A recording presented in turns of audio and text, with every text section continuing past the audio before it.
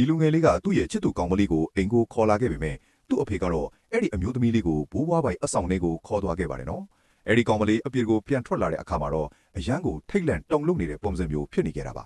သူမကဒီလူငယ်လေးကိုစူပူကျိန်းမောင်ယုံတွေမကပဲအဲ့ဒီနေရာမှာတင်ပဲလမ်းခွဲပြတ်ဆဲလိုက်ပါတော့တယ်ဒီလူငယ်လေးဟာဘာတွေဖြစ်ခဲ့တယ်လဲဆိုတာကိုတကယ်ကိုသိချင်နေကြတာဖြစ်ပါတယ်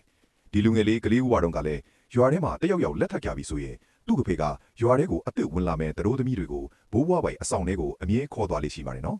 တရားမှာတော့သူ့ကဖေဘာတွေလုပ်နေတယ်လဲဆိုတာကိုသူကအရန်သိချင်လာတာကြောင့်ပရင်းပေါက်ပေါ်တက်ပြီးတော့ချောင်းကြည့်ခဲ့တာပေါ့သူဘာမှမမြင်ခဲ့ရပေမဲ့ထူးဆန်းတဲ့အတန်တွေကိုတော့ကြားခဲ့ရပါတယ်နော်အဲ့ဒီအမျိုးသမီးတွေအပြင်းပြန်ထွက်လာတဲ့အခါမှာတော့တယောက်ချင်းစီကအရန်ကိုပင်ပန်းနွမ်းနေနေကြပြီးသူ့အဖေကတော့အရန်ကိုပျော်ရွှင်နေတဲ့ပုံစံမျိုးဖြစ်နေကြတာပါ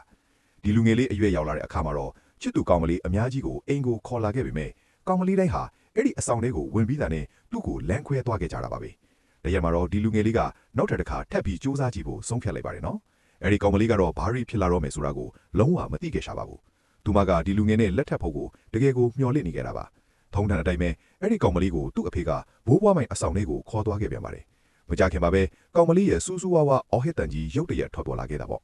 ဒီလူငယ်လည်းအဆောင်လေးကိုချက်ချင်းပြေးဝင်သွားခဲ့ပေမဲ့တချင်ကအရန်ချစ်ခဲ့ရတဲ့သူ့ကောင်မလေးကတော့ချက်ချင်းဆိုသလိုပြောင်းလဲသွားခဲ့ပါပြီသူမကဒီလူငယ်ရဲ့လေဘင်းကိုဆွဲညှစ်ပြီးလမ်းခွဲဖို့ကိုပဲအတင်းအကျပ်ပြောဆိုနေခဲ့တာပါအဲ့ဒီအချိန်မှာပဲသူ့အဖေကလည်းအပြင်းကိုထွက်လာခဲ့ပါတယ်နော်ဒီလူငယ်လေးကအဲ့ဒီအဆောင်ထဲကလူဝက်ချက်ကဘာလဲဆိုတာကိုမေးခဲ့ပေမဲ့သူ့အဖေကတော့သူ့ကိုပါးရိုက်လိုက်ပြီးဒါကိုနောက်တစ်ခါထပ်မမေးဖို့ပဲပြောခဲ့တာပါ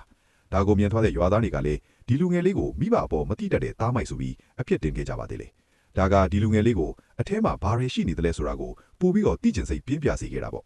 နောက်တနေ့သူနိုးလာတဲ့အခါမှာတော့သူ့စီကိုအလဲလာတဲ့သူ့အဘွားနဲ့ဦးလေးကိုတွေ့လိုက်ရပါတယ်နော်ဒီလူငယ်လေးကဖြစ်ချောင်းကုံစင်းကိုသူ့အဘွားကိုပြောပြလိုက်တာပေါ့သူ့အဘွားကလည်းသူ့ကိုငယ်ငယ်ကလေးကအယမ်းကိုချစ်ခဲ့တာပါအဘွားကလည်းအဲ့ဒီအဆောင်ထဲမှာဘာတွေဖြစ်ခဲ့တယ်လဲဆိုတာကိုသိကျင်သွားခဲ့တာပေါ့ဒီလူငယ်လေးအတွက်အပြေရှာပေးဖို့အဘွားနဲ့သူ့အဖေဟာအဆောင်ထဲကိုအတူတူဝင်သွားခဲ့ကြပါတယ်ဒီလူငယ်လေးကတော့အပြင်ကနေစိုးရိမ်တကြီးနဲ့စောင့်နေခဲ့တာပေါ့မကြခင်ပါပဲတကားပွင့်လာခဲ့ပြီမဲ့မမျော်လင့်ပဲအဘွားအပြင်ထွက်လာတဲ့အခါမှာတော့အဘွားကလည်းအယမ်းကိုပင်ပန်းနွမ်းနေနေပြီးမျက်နှာအမူအရာတော့ပြောင်းလဲသွားခဲ့တာကိုတွေ့လိုက်ရတော့ပါတော့တယ်